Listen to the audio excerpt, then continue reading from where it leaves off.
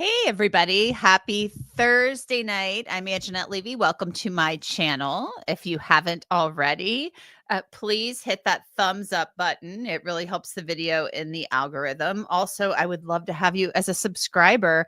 I am trying to reach my little goal of 38,000 subscribers. So I would really love it if you would subscribe and also hit that bell so you get the notifications for when I go live. Thank you to the mods for being here tonight and helping me out. As always, we have Webby here tonight. We have Monana, Monty, and Mel Mack is here as well. So thank you so much. Been a busy week at work. So I didn't hop on last night. Plus, I was also over on Courtroom Confidential hanging out for about 45 minutes over there.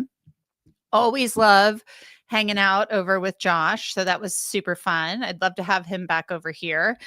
We talked about Tyler Robinson, which I'm going to touch on that a little bit tonight. I will touch on that just briefly, but I will maybe a little more than briefly, actually.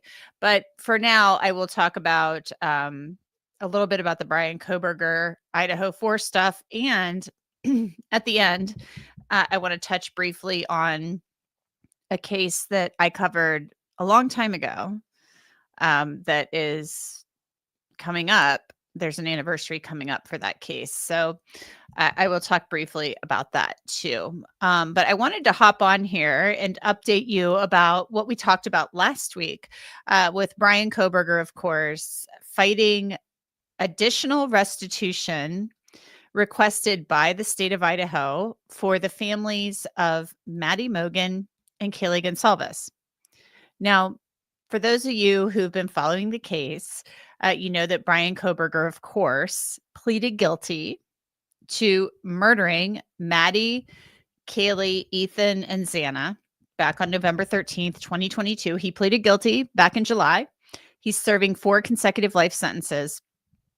Ethan would have celebrated his 23rd birthday yesterday. I saw his mom post about that on Instagram, and I just was like, 23 years old. Ethan Chapin yesterday should have celebrated with his triplet siblings, Maisie and Hunter. He should have celebrated his 23rd birthday. So young. He was just 20 years old. He and Xana were when they were murdered. It's just absolutely making me just heartbroken and sick. I'm seeing people are saying that my voice is not matching my speaking. Oh my goodness. We're working on the issue. I don't know what it is, but I tried another computer recently. That didn't seem to do the trick. So guys, I will do my best to figure it out. So I'll do my best. But Ethan Chapin would have turned 23 yesterday. So as part of this plea agreement, Bryan Kohberger pleaded guilty, agreed to not appeal. He is locked in a box at the Idaho Maximum Security Institution near Boise.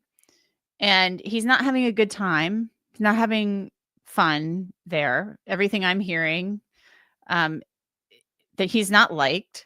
He's not well liked at all. The guards don't like him. He's just complaining. You know, we told you a long time ago, he's complaining about food, complaining about this, complaining about that. He's still apparently complaining. It's going to go on forever. He's going to complain forever. He has nothing else to do. So as part of his plea agreement, he agreed to pay restitution to the victims' families. Now, that restitution can come from 20% of the money that is given to him through the banking system with the prison system. Like his mom and his dad, mother and father, can put money on his books. You know, that's what they call it. Money when he was in jail in Ada County, when he was in jail in Layton County, money would go on his books. That's what they call it. Inmates then use that money to buy things at commissary. They can buy snacks. They can buy apparently other stuff. I'm not really sure what you can buy other than snacks, but apparently you can buy other stuff. I'm sure in prison you can buy a lot of other things. They can buy things like extra clothes, I think. I could be wrong about that. So if I'm wrong, I apologize. But I think that they can buy extra clothes and stuff like that. So Bryan Kohberger's attorneys are saying, because there's been an additional request for this restitution from the state of Idaho, the prosecutors, on behalf of the families of Maddie and Kaylee, for money that they got money from the crime victims compensation fund from the state of Idaho, but it didn't cover everything, some of the costs that they had incurred. And so they're asking for additional restitution. Of course, I told you last week, Bryan Kohberger's lawyers came back and said, you know what, we stipulated to restitution, but they raised money on GoFundMe accounts, so they should be fine. And Bryan can't pay because, he's in prison for the rest of his life. Well, I just told you that, Judge Hippler, he ordered as part of this that 20% of the money that goes into his account at the prison, 20% of that will go to, I think, pay restitution, the victims' families, that type of thing. So anything that goes in there, 20% goes back to pay like the restitution. He's being hit with court costs. The court costs are well over $300,000 for Ada County. And, there's 9% interest, I believe. He's getting hit with interest for that. His lawyers are saying he's never going to be able to pay. He's never going to be able to pay any money. He's not going to earn any money. Well, in prison, you can get a job. Now, you don't make a lot of money, obviously. So it's not like he's going to get a paycheck and make a lot of money. But he will still make some money. So he's going to pay somehow. And there are ways that I really truly believe if he wants to sell his story in some way, shape, or form, he may eventually do something. And that money there are ways to get around this stuff, whether the money goes to mother and father or, whatever. Well, the state of Idaho has now responded to Bryan's lawyer's gross kind of response that, they raised money, even though our client did put slaughtered your children, and you got money from GoFundMe. So, you should be good. I mean, it takes a lot of gumption. I'll say that instead of using another word to write something like that. So I don't know, just gross. It'll be interesting to see what Hippler says about this. But they're basically saying, the prosecutors are saying, look, GoFundMe money doesn't count. That doesn't count. Get over it. I'm paraphrasing here. They didn't really say that. They're saying, on behalf of the victims, the state submits the itemization of expenses that were incurred by the victims' families, including expenses not covered by crime victims' compensation for the court's consideration. The state is affirmatively advocating for payment of funeral expenses as itemized by State's Exhibit 2 pursuant to the plea agreement. The defendant argues that the requested restitution should not qualify as direct economic loss since the victims' families received third-party donations. That's the GoFundMe. Under Idaho code and controlling precedent, directly injured victims may receive full restitution despite third-party payments unless those third parties qualify as statutory victims through contractual obligations to pay. And then they say, applying the Cheney analysis, Cheney is some case, in Idaho. Charitable donations, such as those received through GoFundMe, arise from voluntary generosity rather than legal obligations. Since charitable donors lack contractual obligations to pay victims, they cannot qualify as statutory victims under Idaho code. Therefore, their payments do not reduce the defendant's restitution obligation to the directly injured victims. This is also supported by public policy consideration focusing on making the victims of crime whole for a defendant's criminal conduct, rather than accounting for victims' good fortune and receiving community support. Lastly, the defendant argues that restitution should not be awarded based on defendant's ability to earn money or pay money given his 4 consecutive life sentences plus 10 years. Idaho code provides clear authority for courts to order restitution from life sentence defendants. The statute mandates that courts shall order a defendant found guilty of any crime which results in economic loss to the victim to make restitution to the victim unless the court determines restitution would be inappropriate or undesirable.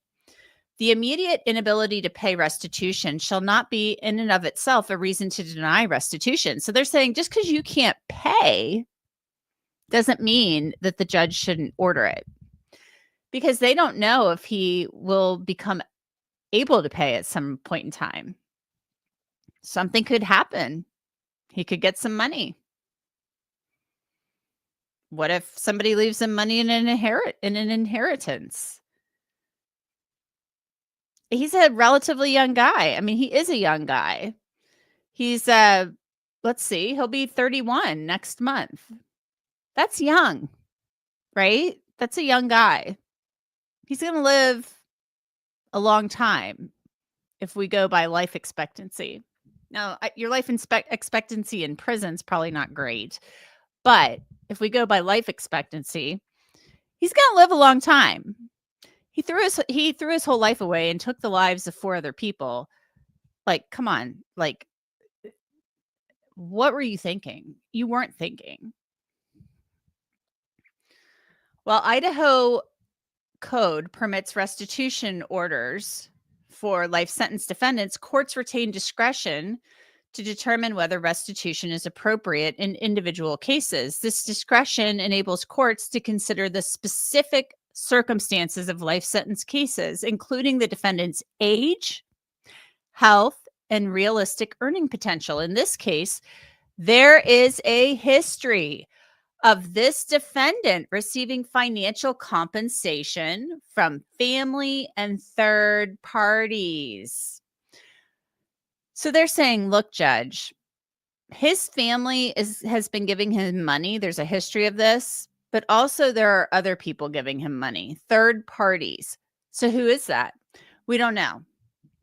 By way of example, the state is attaching a summary of the financial contributions made to defendant while he was in custody at the Ada County Jail and the Latah County Jail. See State's Exhibit 3. So what do you guys think of that? They've got a list of the financial contributions made to him. I'm thinking that must be an interesting list. Now, would I love to look at that list? I absolutely would love to look at that list. I would absolutely love to know how much money has been put into his accounts, onto his books. I can't show it to you, though, because it's sealed, unfortunately. This is very interesting. This happens. We know that this happens. We have known for a long time that Bryan Kohberger has people who support him. And now we're seeing in writing, there are third parties, people who support him, who have been putting money on his books. And there are probably people who are continuing to do so. That makes me wonder, who is he corresponding with? He must be corresponding with people. If they're willing to put money on his books, he's got to be corresponding with people. Does Bryan Kohberger have a jailhouse or prison girlfriend? Very possible. So he's talking to somebody. You know, I mean, I don't think you just put money on the books of somebody you're not communicating with, right? Am I right? Am I wrong? So, in the event that the defendant is able to obtain financial compensation from third parties or family, the victims should have ready access to those assets for the satisfaction of their losses. This is why I'm shocked they haven't filed wrongful death lawsuits, because at least you get a judgment. It's a piece of paper, it's a judgment. That way, you can go try to seize any money or assets he might come into at some point in time. Additionally, this case has and will continue to attract worldwide attention, which could result in the defendant prospectively receiving monies subject to interception by the state treasurer. I think I've brought this up in past lives, that if somebody wants his story, which is why they should have sat down with him and gotten a proffer, because it would have made his story worth less. They've let him walk into prison with currency, and that currency is his story. If they had sat him down and gotten a proffer, then guess what? You would have taken away currency from him. Somebody is going to eventually pay his family or pay him indirectly or put a bunch of money on his books to keep him talking, to get his story. It's going to happen. It's going to happen. And it seems like he has a lot of control over his parents. Mother, call me. Dad, father, call me. It's going to happen. So I'm still like, what did you think this through? Like, before you were just like, okay, have him sign on the dotted line, Ann, because it doesn't seem like you did. I don't care if he would have lied. You would have had him on tape telling a story. And then you say to him, you lie to us? No deal. We go to trial. No deals. You lie, no deals. And then you have the evidence to corroborate what he says. Restitution orders may be recorded as civil judgments under Idaho Code blah, blah, blah, and should be collectible from any monies prospectively deposited in escrow with the state treasurer. Based on the above, the state hereby amends state's request for restitution filed on September 22nd, 2025, seeking outstanding funeral-related expenses per the Rule 11 plea agreement, and simply submits the balance of the victim's request for the court's consideration. I told you guys, and I know that you didn't, I know you believed me, but I'm just saying we have not heard the last of Bryan Kohberger. He will eventually get bored and he will want to talk, and somebody will be willing to pay him enough for that story. Meredith says, everyone who said not having a trial was the best option because now he won't be able to go through the appeals process, be seen in court, etc. Unfortunately, quite misjudged given this buffoonery. Yes.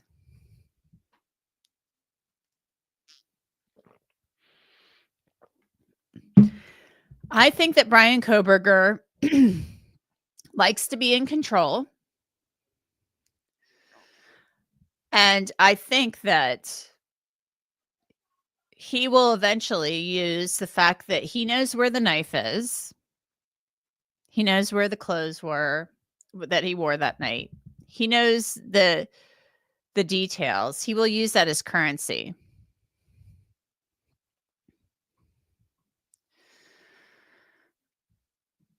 You are correct. He cannot earn from his story or books, Son of Sam law. You're right.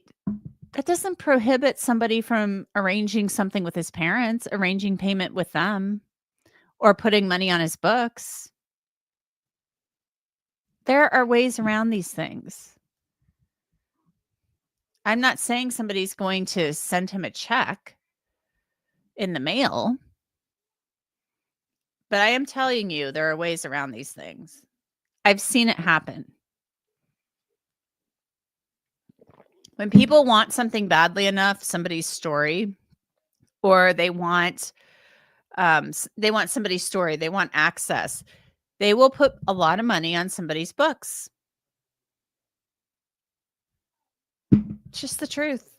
I've seen it happen before. Or they arrange through somebody else, through a lawyer, to do something, to make some type of payment. It can happen. I'm telling you. So it's the donators who will pay and not Bryan. Well, if it's given to Bryan, it's his money. If the money's put on his books, it becomes his money. It's a gift to him. So, yeah, they pay it indirectly, but it's money given to him.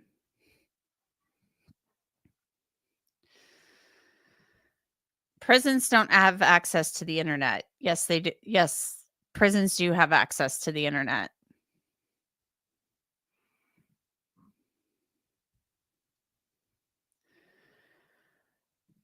Yes, it's called circumventing the law. Correct. People do it all the time.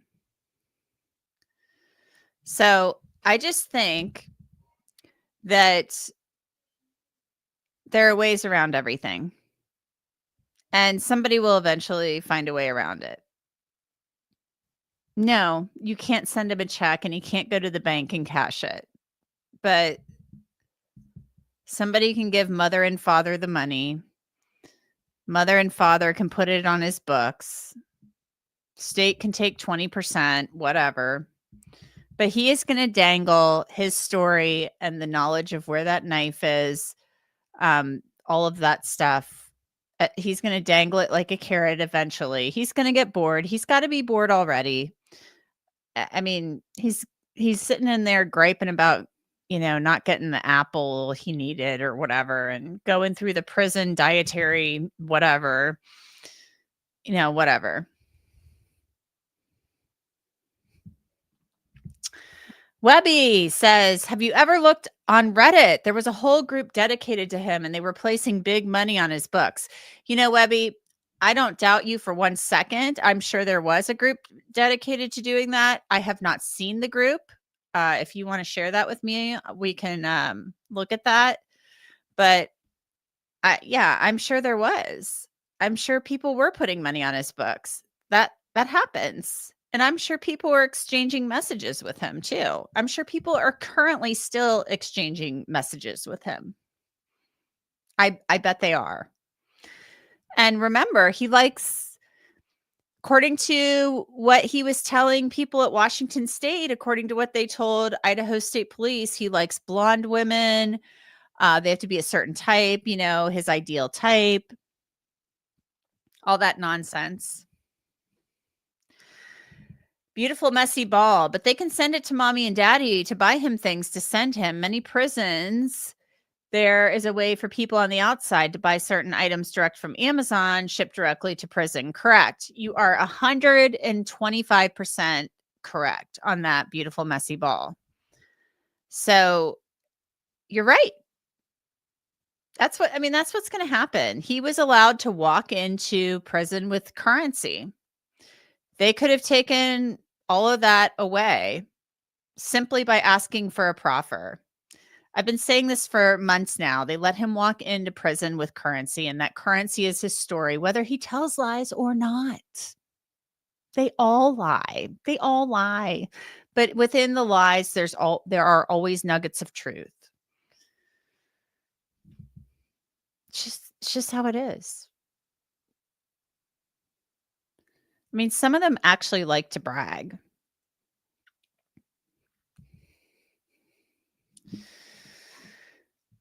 So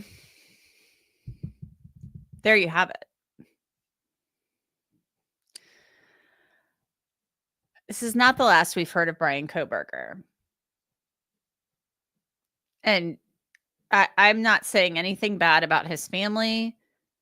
Of course they love him. He is their son, their brother. I'm not holding that against them at all. Of course they're going to put money on his books. I mean, I think we can see how kind of from what we heard about the text messages and him calling them every morning and calling them at night, like they basically tucked him in at night. They, this is somebody that is a very pardon me. This is a very codependent relationship. So I think we know, the relationship is a little off there. I mean, I just want to see the records, redact the names. I want to see how much money people have been putting on this guy's accounts, because I would assume the money from Latah went to Ada, and then the money from Ada can go to the prison. I am not reporting on emotions. I'm reporting the truth. I mean, I'm reporting facts and logic to you. So I would love, just redact the names. I don't need the names. We know there are third parties. So they're saying that right there.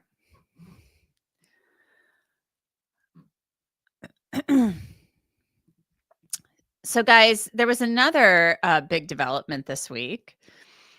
And that was in the case of Tyler Robinson. Oh, by the way, before I move on to Tyler Robinson, I apologize. There will be a hearing on this next week on November 5th. The whole issue about, excuse me, the whole issue about whether or not Bryan Kohberger should have to pay this additional restitution. There's going to be a hearing about that next week, the 5th.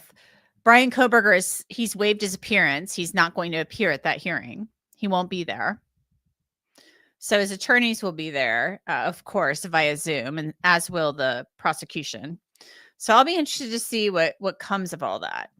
I'll be very interested to see what comes of all that.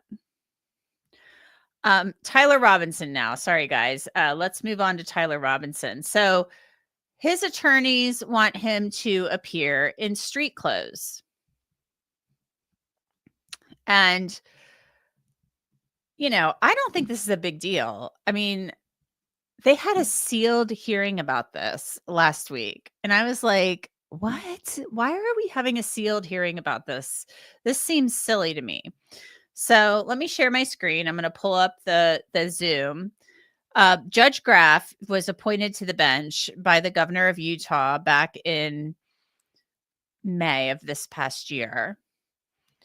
And he had a sealed hearing on this. Like, why they felt they needed a sealed hearing on this whole issue about street clothes? Like, come on, really? You closed a courtroom over that? Like, I say just grant the motion. Let him wear his street clothes for the hearings, the pretrial hearings. What is the big deal? I've seen this in cases, in high profile cases where cameras are in court since 2006. I was talking about this with Josh last night. I remember in the Making a Murderer case, the case made famous by that documentary, the docu-series, I should say, on Netflix. The attorneys for the defendants in that case, in the Teresa Hallbuck murder, asked that their clients appear in street clothes because it was a high-profile case. I've seen this in many, many, many high-profile cases going back to 2006. So this is not uncommon. It's not an uncommon request. If cameras are going to be there and your client's going to be filmed, recorded, videotaped, broadcast, whatever, they want them in street clothes instead of the jail jumpsuit and handcuffs.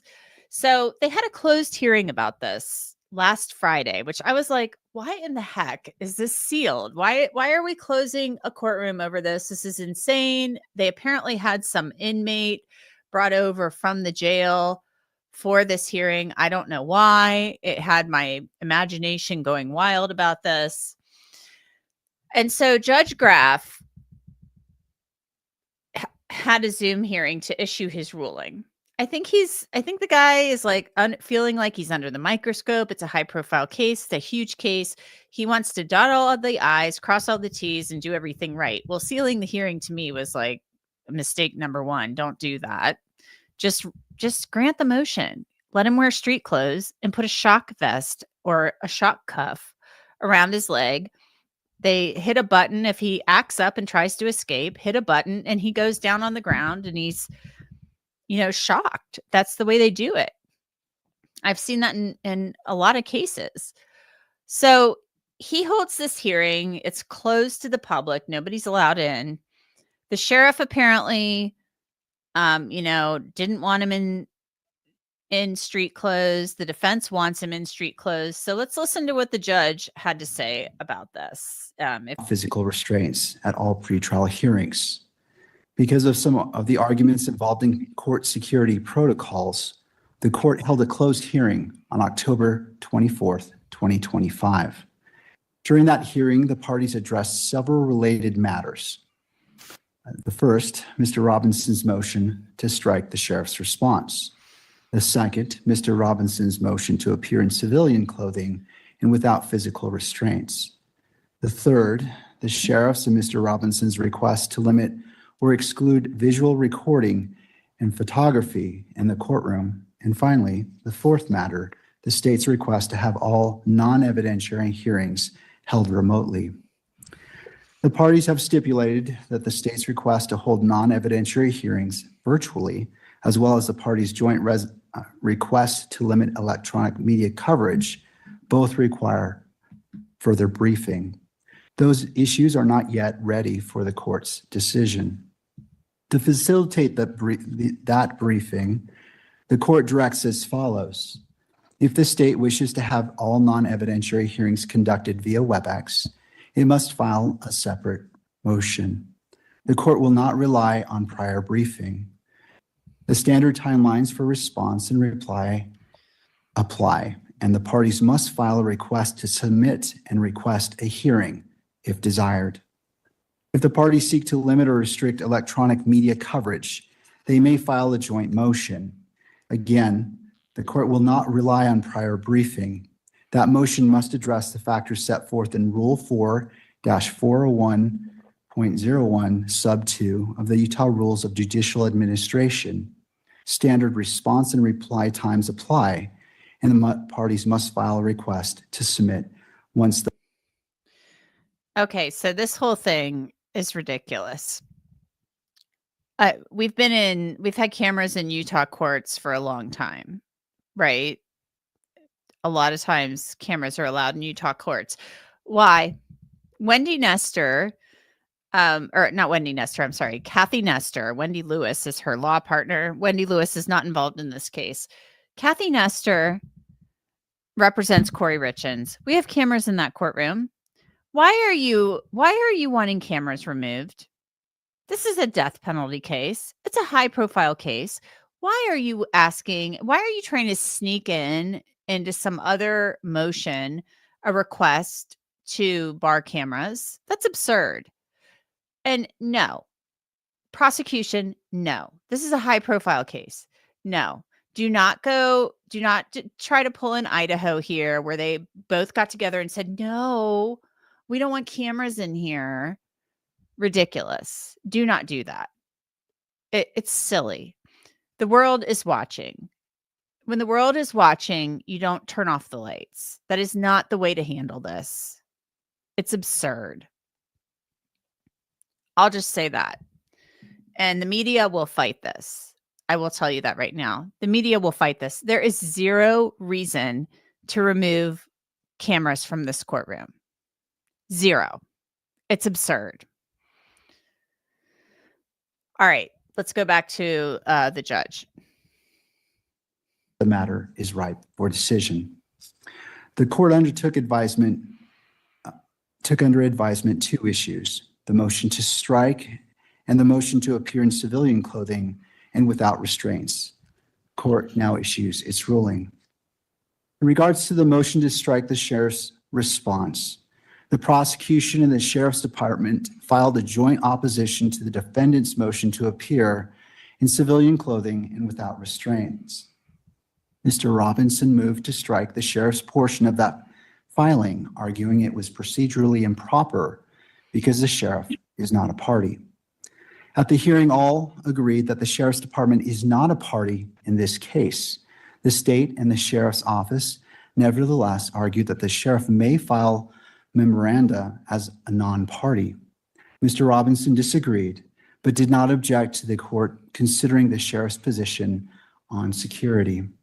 The court finds that the sheriff's department is not a party to this case, and therefore its joint filing with the prosecution was procedurally improper. Accordingly, defendant's motion to strike the sheriff's response is granted.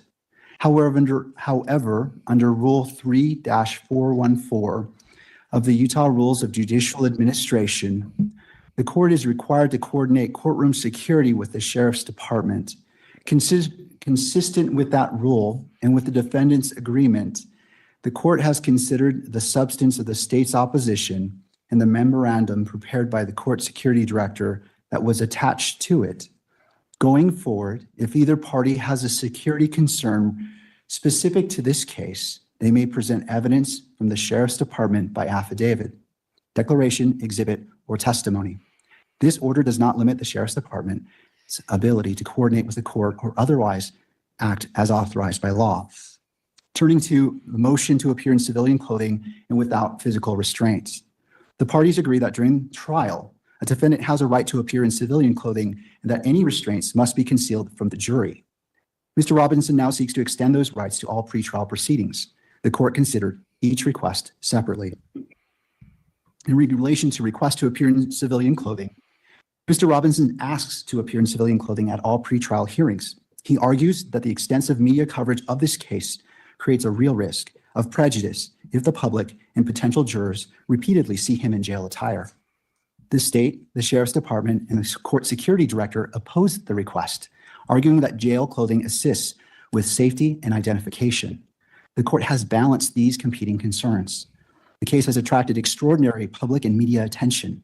Images of Mr. Robinson in jail clothing are likely to circulate widely and influence prospective jurors. Given the scale of that publicity, the risk of prejudice is significant. However, Mr. Robinson's, let me see here. As previously stated, Mr. Robinson sits before this court presumed innocent, and that presumption remains unless and until each element of every offense charged against him is proved beyond a reasonable doubt. To date, this has not occurred, and the presumption of innocence remains. Balancing these factors, the court finds that Mr. Robinson's right to the presumption of innocence outweighs the minimal inconvenience of permitting civilian attire, and Mr. Robinson shall be dressed as one who is presumed innocent. Accordingly, the defendant's request to appear in civilian clothing for all pretrial proceedings is granted. Defense counsel is directed to coordinate with the jail to ensure that this order is implemented, and the court further orders that if the clothing be provided 72 hours prior to any hearing. To the second request to appear without physical restraints, Mr. Robinson also requests to appear unrestrained during pretrial proceedings. He argues that visible restraints would prejudice potential jurors, undermine his dignity, and interfere with his ability to communicate with counsel. Rule 3-414 sub 9C of the Utah Rules of Judicial Administration requires that all in-custody defendants be restrained unless otherwise ordered by the court. The court recognizes that Mr. Robinson has no criminal history and no record of misconduct while in custody. However, the charges he faces are extraordinarily serious, carrying potential penalties of life imprisonment or death. The safety of Mr. Robinson, the attorneys, court staff, and the public must remain the court's highest priority. The emotional nature of these proceedings also raise the risk of disruption. Given these factors, the defendant's request to appear without restraints is denied. The court directs the sheriff's department to conduct an individualized assessment and use the least restrictive restraints necessary to maintain safety. If those restraints impede the defendant's ability to communicate with counsel or take notes, counsel may renew the motion. I wish now to also address the decorum and media restrictions. To mitigate any potential prejudice, the court will amend its standing decorum order. The media will be prohibited from photographing or visually recording Mr. Robinson's restraints and from photographing or recording him while entering, exiting, or standing in the courtroom. In making this amendment, the court has considered the factors in Rule 4-401.01 sub 2. This is a high-profile case with strong public interest. Restricting the recording of restraint strikes the proper balance between Mr. Robinson's right to a fair proceeding and the public's right to access and transparency. In conclusion, the court orders as follows. Defendant's motion to strike the sheriff's response is granted. Defendant's motion to appear in civilian clothing is granted. Defendant's motion to appear without restraints is denied. The standing decorum order will be amended to prohibit any visual recording or photography of the defendant's restraints or of the defendant entering or exiting the courtroom. This constitutes the order of the court, and a written order and ruling will be published shortly. Both defense and prosecution have stipulated to vacate the October 30th hearing. Additional time is needed to complete discovery and to file motions addressing whether non-evidentiary hearings should be conducted virtually, whether to impose any blanket restrictions on cameras in the courtroom, and any other motions that may arise. This matter is set to return before the court on January 16th, 2026 at 1 p.m. and again on January 30th, 2026 at 1 p.m. Both hearings will be heard and held in person with Mr. Robinson present to address these issues. And that concludes the order of this court. Counsel, thank you for being here. Mr. Robinson, we'll see you on January 16th and January 30th at 1 p.m. Court is now in recess.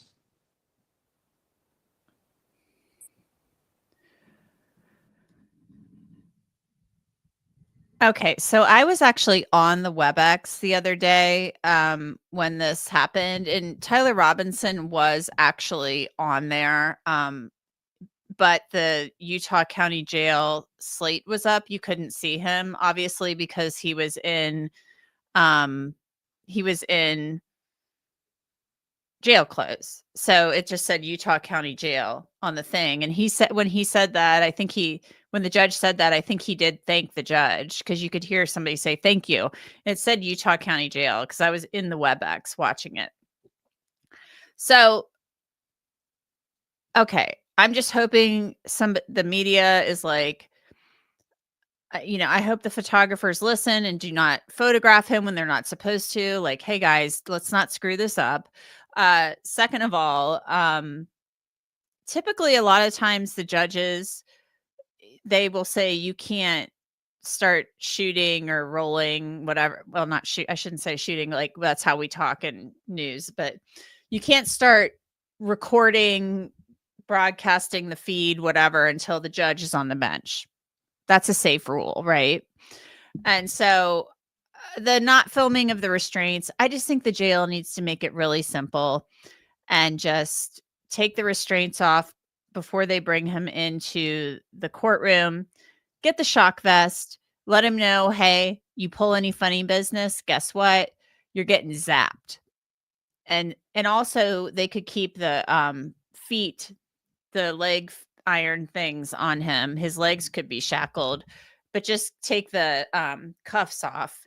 Shock vest, leg cuffs.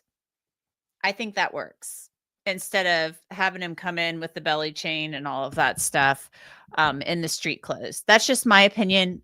Maybe I'm totally off base about that, but at least if they have the shock vest, they hit the button if he does anything, and it's like 70 or 80,000 volts go into his body. They're warned, like, hey, we hit this thing. Guess what?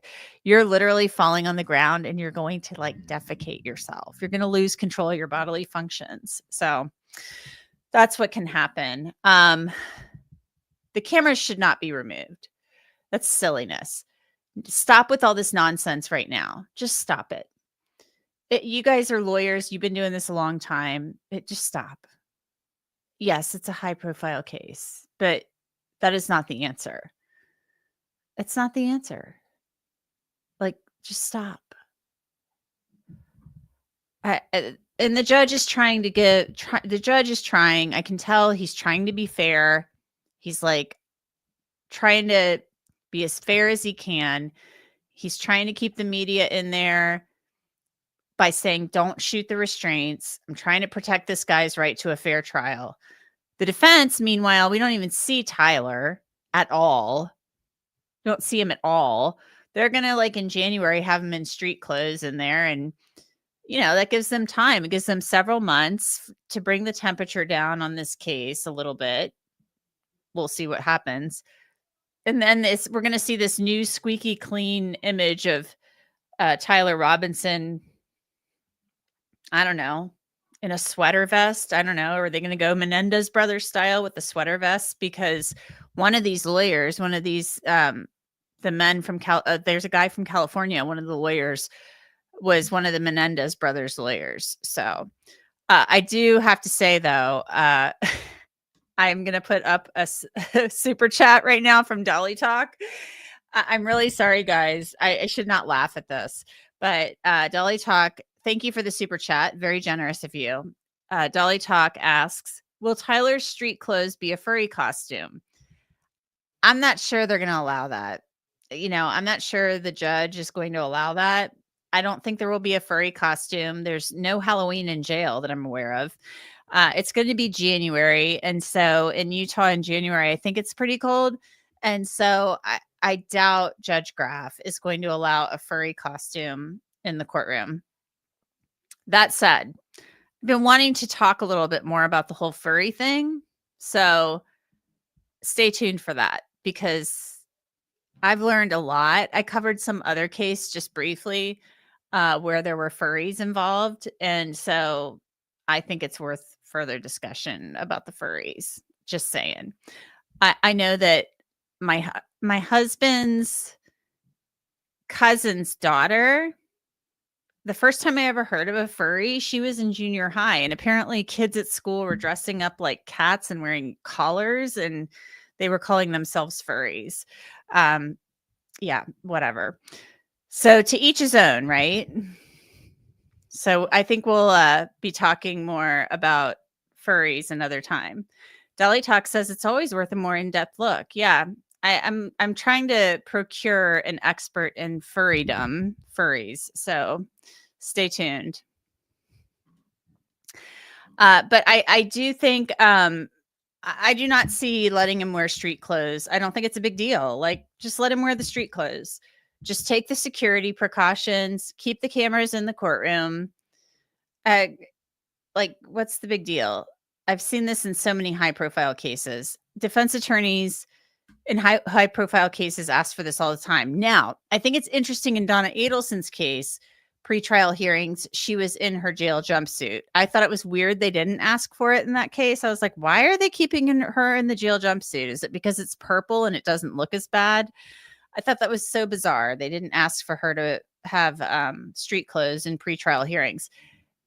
All of the Pike County Massacre defendants pre-trial were in street clothes. They had a shock vest underneath their clothing, the street clothes. So they would come in, they'd be outside in their jail jumpsuit, walking in with their hands strapped to the belly chain and the leg chains. They'd get them dressed upstairs, put the vest on them, the shock vest. They'd come out in their clothes, their street clothes in court. They knew they had the shock vest on, and if they acted up, they were going to get shocked. They never acted up. The only one who didn't appear in street clothes for pretrial hearings was Angela Wagner. For whatever reason, her lawyers just didn't think it was necessary. They were just like, oh, we'll do it at the trial. I thought that was weird. They were the only ones that didn't request for her to wear street clothes at pretrial hearings. So I thought that was wild. Yes, Utah does have the firing squad as a punishment for the death penalty in Utah. That is correct.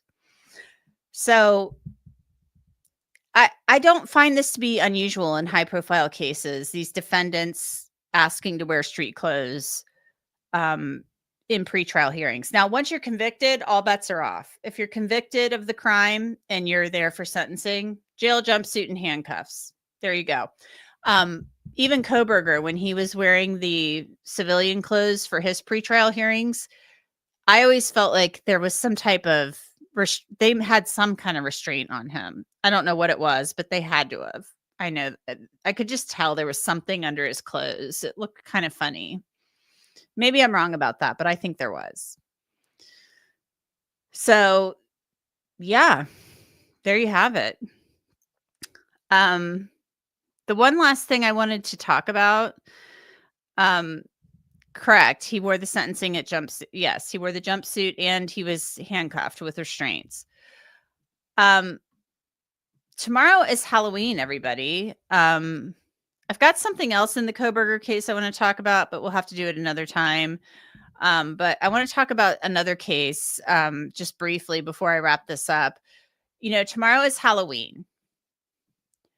And for many years, Halloween, I love Halloween, actually. I love Halloween. I don't like scariness and stuff like that. But what I love about Halloween is the kids and the costumes. And I'm not into scary stuff and gory stuff. I'm just not into that. But I just love it. I love the fun, the costumes, the kids running around having fun. I just love it. And so, for a long time though, Halloween for many years made me sad. And that is because during my first reporting job, when I worked in Wisconsin, I moved up to Wisconsin for my first on-air reporting job, right? Like I lived in Cincinnati. I was, back then you just couldn't get on the air as your first reporting job in Cincinnati. That was not going to happen. So I moved up to Wisconsin and it's the dead of winter when I move up there. It's cold. It's horrible. It's just like so cold. I mean, like below zero temperatures, awful. And winter just felt like it would never end. And I just couldn't wait to get the heck out of there. I mean, I was like, can I just like really improve and get better on air so I can leave because it's so cold. Like I am not into these cold weather sports, ice fishing, all of this stuff. Then I go to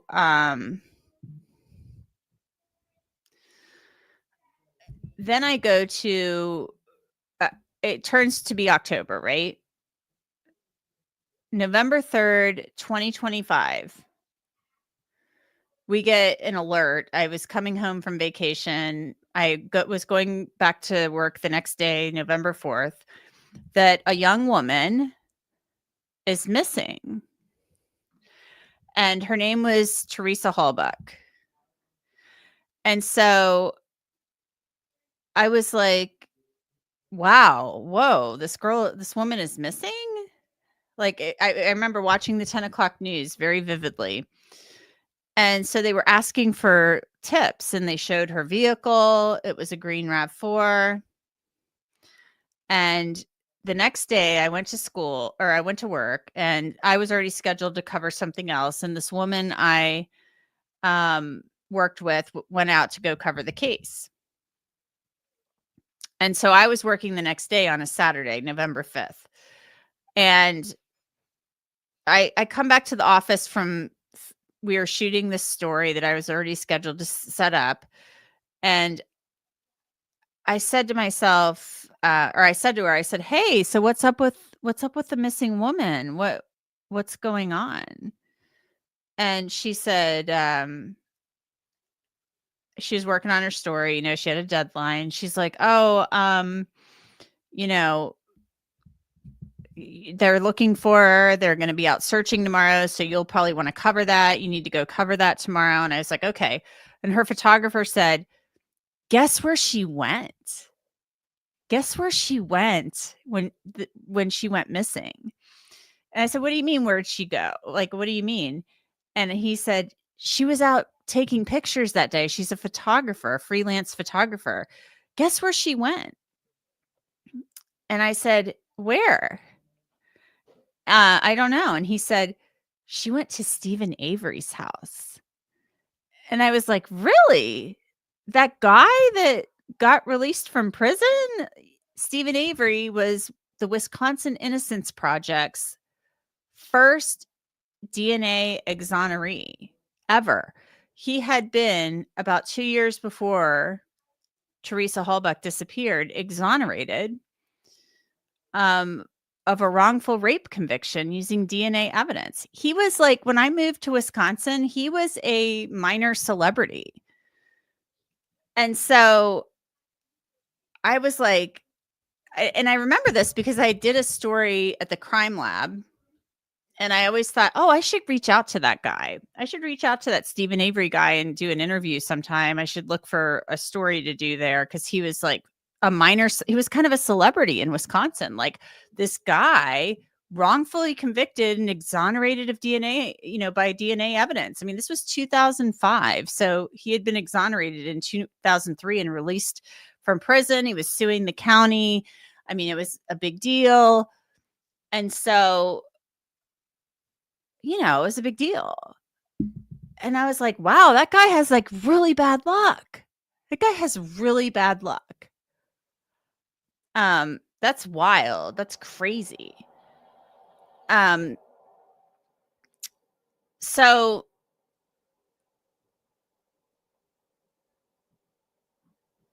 the next day,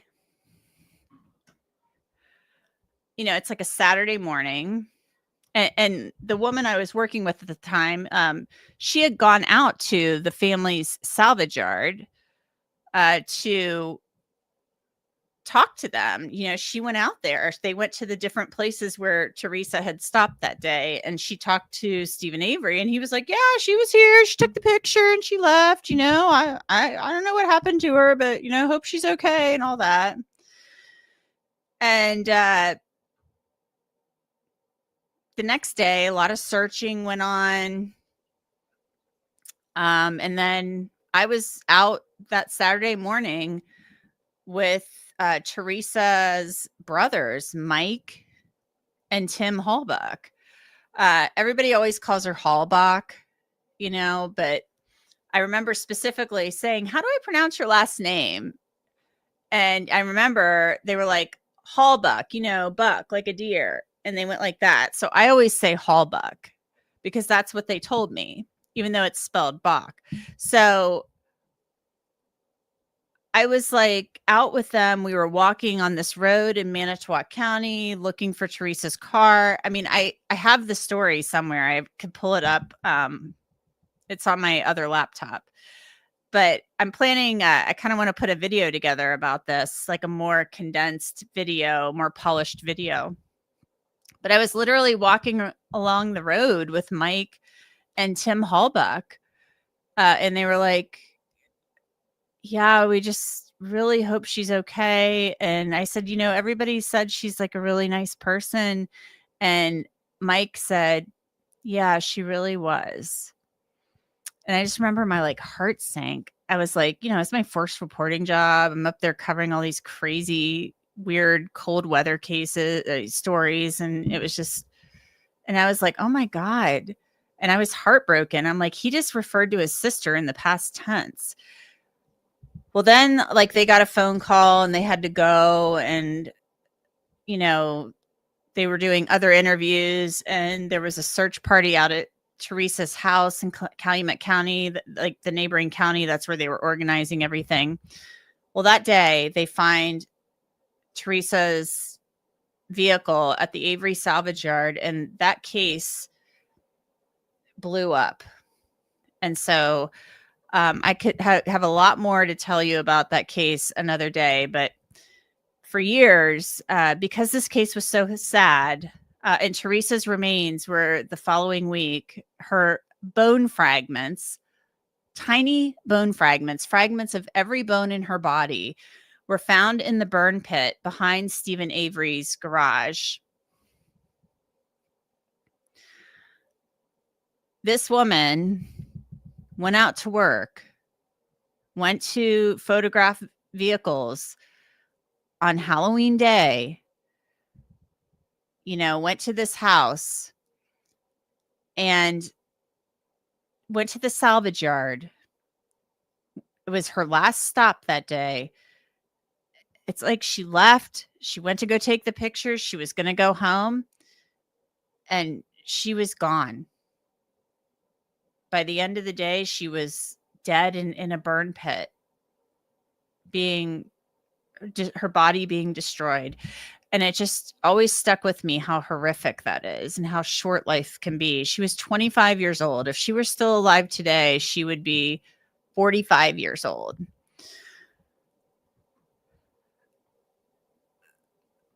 So for years, that's what I thought about on Halloween. And I'm sure her family every Halloween thinks about Teresa.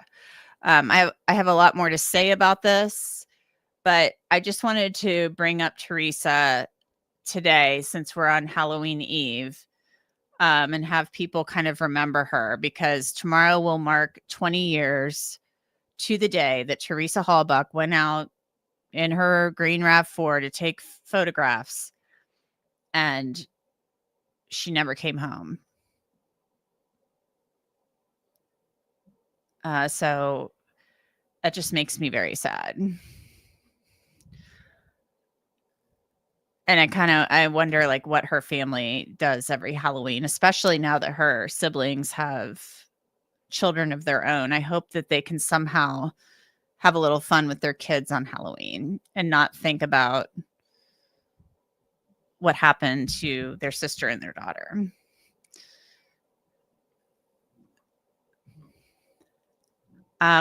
So there you go. I just wanted to share that with you tonight. We have some other things to talk about as well. I do want to play a little bit of this really quickly for you, and then we'll look at more of it another time because I still haven't been able to go through it. But I was given a copy. This is kind of circling back to Kohberger. The DoorDash driver from the Idaho case, her interview has been released. So I thought we should take a look at a couple of minutes of it, and then I'm going to wind this down, and we will recognize our new members here at the end, and then we'll go through more of this another time. But this is the DoorDash driver, Molly McMichael, being interviewed by Brett Payne 10 days after the murders. And I forgot to share my screen, coming up right now.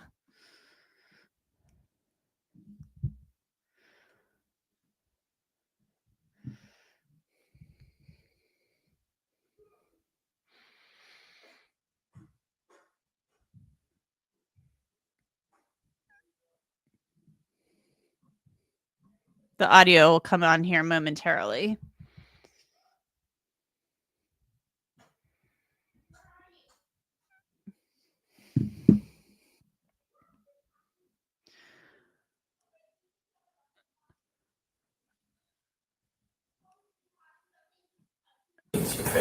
Oh, sorry, guys. Here we go. Hi, baby. Hi.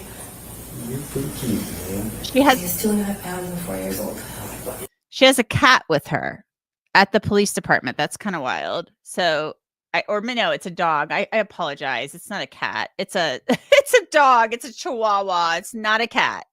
Scratch that. All right, let's look at a little bit of this. Big fella, aren't you? Yeah. Yeah, when he passed away, I got to keep him. When he stayed with me. So, like Alex was saying, we're going to just make it nice and easy, okay? So we have a map here if you need it, okay? So just let us know what else you need. I'm going to take some notes, okay? But don't think I'm not paying attention to you. I'm not right, yeah. My brain doesn't work that great sometimes, so I got to write stuff down or I'll forget it, okay? So I guess the first thing we'll do today is just kind of start, if you wouldn't mind, by when you got your first order that night and when you delivered your last one. I mean, as far as that night went, I think I worked a total of like 18 hours that night. So but to focus on here, the 3 calls that I got from there were all relatively around the same time.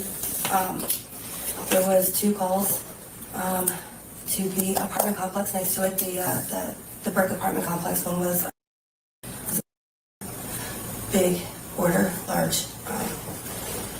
It's a weird name too. He put down a strange name. I can't even remember what it was, but it was some people like to play with the names when they make orders. That was definitely one of those. Somebody's programming it. Of course. Yeah. They were all Jack in the Box orders too, because at that time nothing's open but Jack in the Box around here.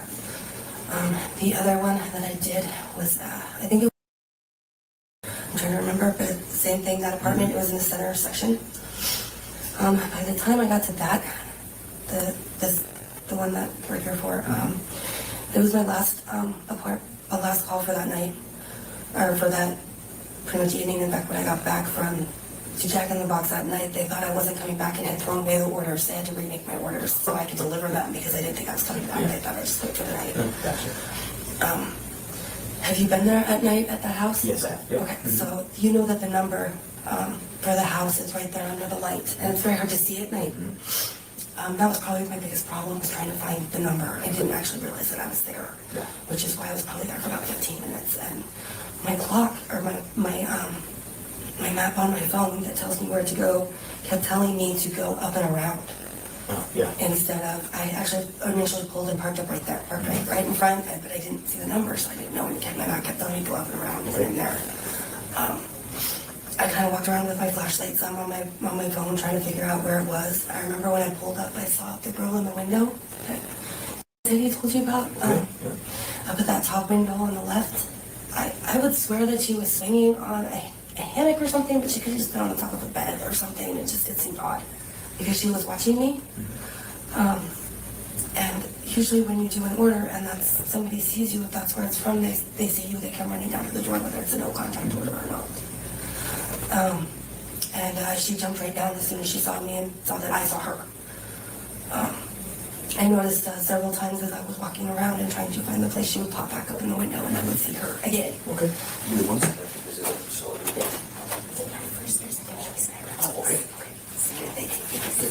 Show me support. Thank you. Those are pretty good. I haven't. So I thought it was weird that she kept jumping in and out of the window. Long brown hair, younger girl. Payne's got a lot of tats. I know he was in the military, but he's got isn't that called a sleeve? He's got a lot of tats.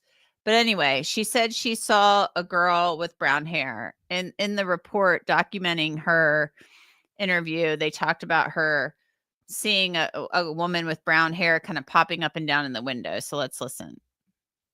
Parties going on all around, lots of noise. I mean, they were everywhere. At one point, I remember I got in my car and I actually drove up here to see, because I thought maybe there was a road that's why my map kept trying to tell me to go up there. And I parked up there because it didn't go any further. And I stopped.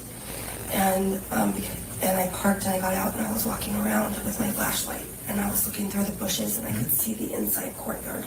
And all the lights and everything was open. And that's where the map was trying to get me to go. But I didn't feel comfortable going in there because there was no path.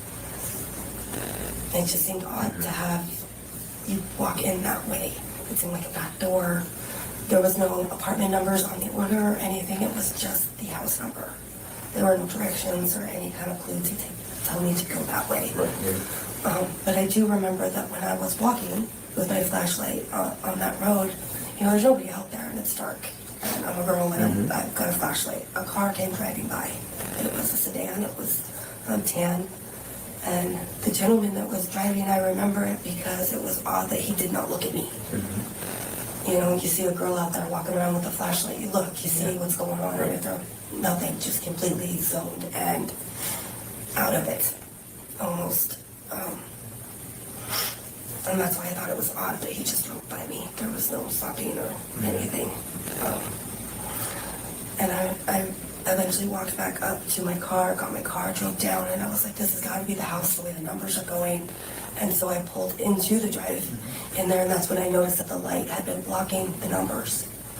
And so I jumped out of the car and I put the bag by the door because, I guess it is apartments now, it's coming out, but there was nothing to tell me that was apartments and it needed to be directed at a certain place, so I just left it at the door and snapped a picture, and then I left. And I was there probably, I'd say 15 minutes. It was a while of me walking around trying to find it because I remember being stressed out because of time. Because DoorDash we get. Was there some sort of time limit or something? You get paid by your delivery, so you only get so much per delivery.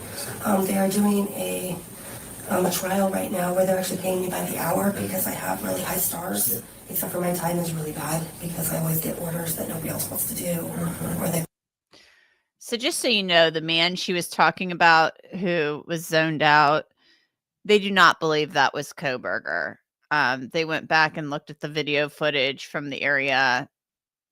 They don't believe that she ever saw him at all. They believe he pulled in behind her and then pulled out. They do not believe she ever saw him. She would have been called to testify at trial, but she would have simply been a timeline witness. So she wouldn't have testified to seeing him per se. The only person that the prosecution believes the only person alive who saw Kohberger that night was Dylan. Been rejected, and so my stars are like way down there. So I've been actually doing better with the by the hour wage, but still 15 minutes to be looking for one address is a little ridiculous, and so many parties and so many people, and I felt uncomfortable. And I remember seeing, it's an odd thing, but like underwear and stuff in the street, and I was like, what the heck, this is so weird. Yeah. And it had been my third time there that night. Okay. And the girl popping in and out of the window was strange, but never coming down. So when she left at the door, then what? I just got in my car and I left, and I went through campus, and I hit the light as you're coming to Winco, and I got another order. Didn't on my phone, so I went back to Pullman to check in the box, and I went there, and he had thrown away my order, so he remade my order, and I got sent to a dorm in Pullman. It was my last delivery to Moscow, actually. Okay. So it was those three ones. They were just like bang, bang, bang. That little bit of time, I was there so many times, just back and forth. It was double orders, 2 every time. Yeah. Okay. One of them I actually delivered to an apartment, and this one here. Yeah.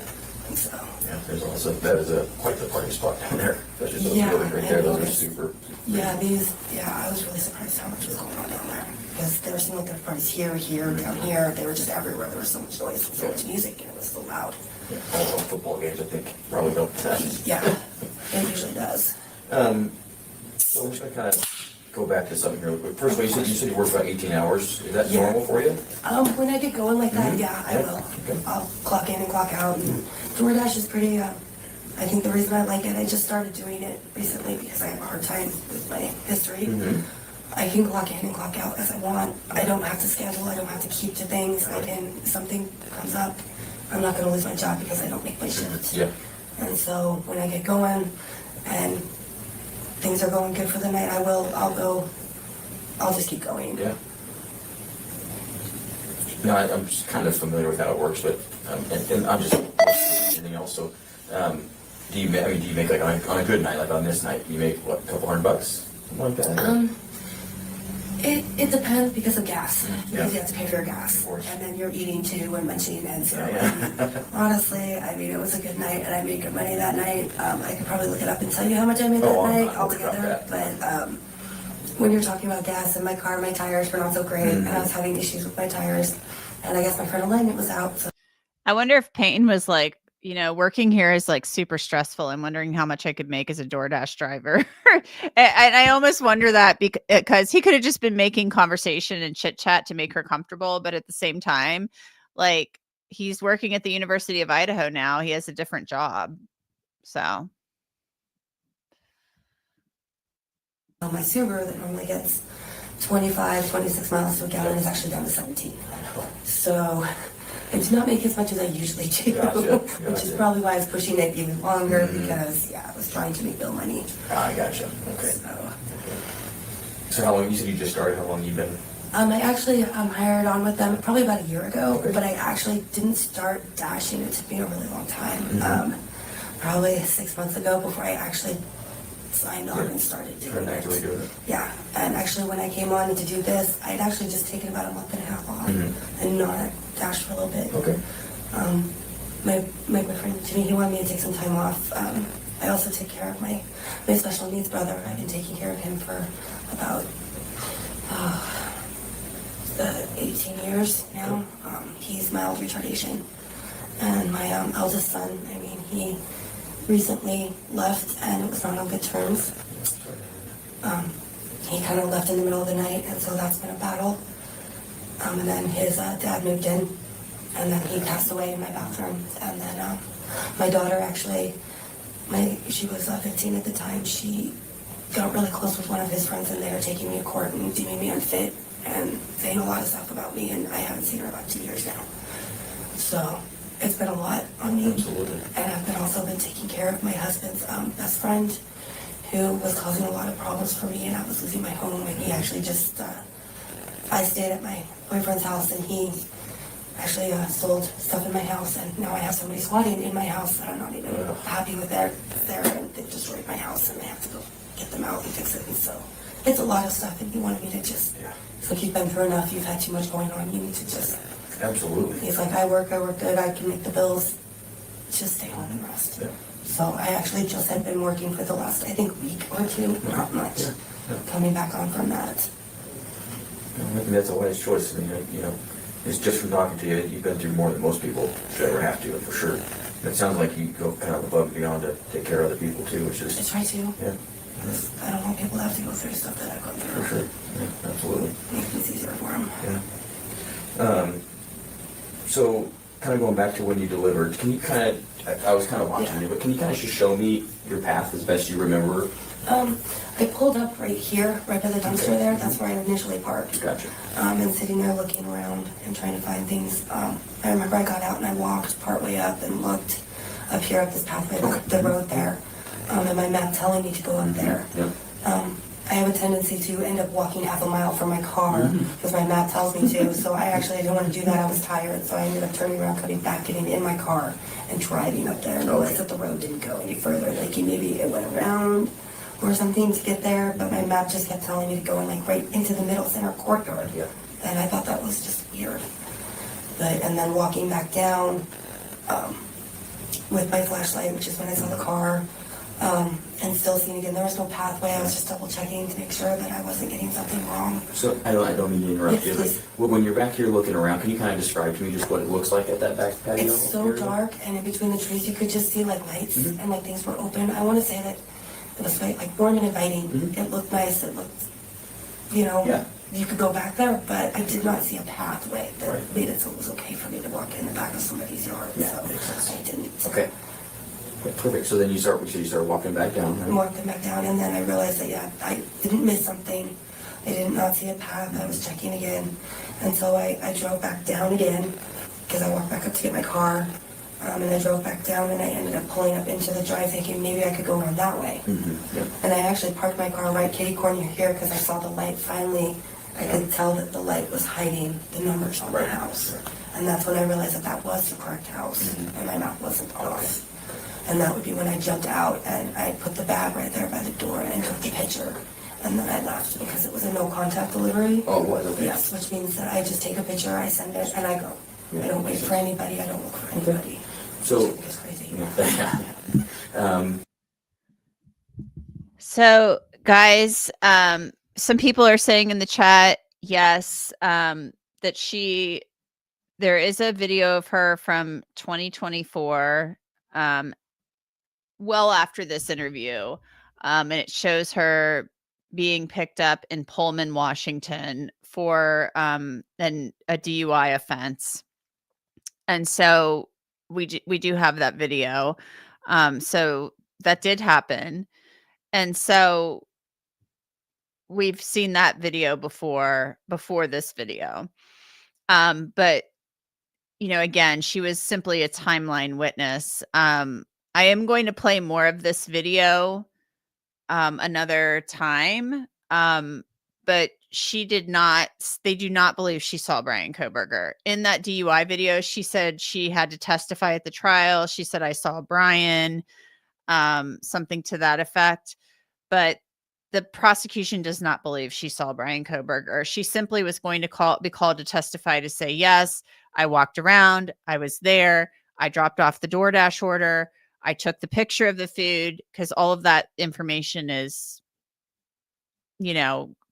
that's information is available on the DoorDash records of when she snapped the picture of the food, when she was there. There's video of her walking around with the flashlight, just like she said. So I feel like, she was a timeline witness, and that was it. So we will definitely watch a little bit more of that another time. But yeah, the poor Molly, she's got a lot on her plate. Everybody was saying her husband was shot and killed years ago. She's talking about this special needs family member. She's working like an 18-hour shift for DoorDash. My goodness. Yikes. That's a lot. I do want to recognize our new members tonight.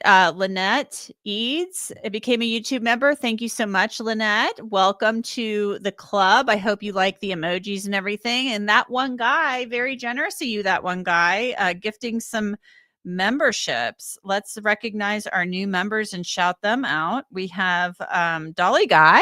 Dolly Guy, you're now a member. How cool is that? Welcome. Donna Lozier. If I mispronounced it, I apologize. You got a new membership. Dam Yell, welcome as a new member. Kay Shelties is now a member. I thought you were a member before, but maybe this is a renewed membership. And then Tracy Burns, also welcome as a new member. Everybody, thank you so much for being here tonight. We will talk more about Molly McMichael's interview another time and what you think about it. Remember, hit that thumbs up. Please like and subscribe. Hit the bell for notifications anytime I go live. Also, let me know where you've been watching from. I'd love to know where you've been watching from. I love watching that in all the comments and in the chat. If you've been watching on replay, thank you so much for watching on replay. And thank you to the mods, Monana, Mel, Monty, and Webby. Thank you for being here tonight. And thanks to everybody else for being here. Please have a wonderful night. Be kind to each other and have a safe and wonderful Halloween. I'll talk to you soon. Bye-bye.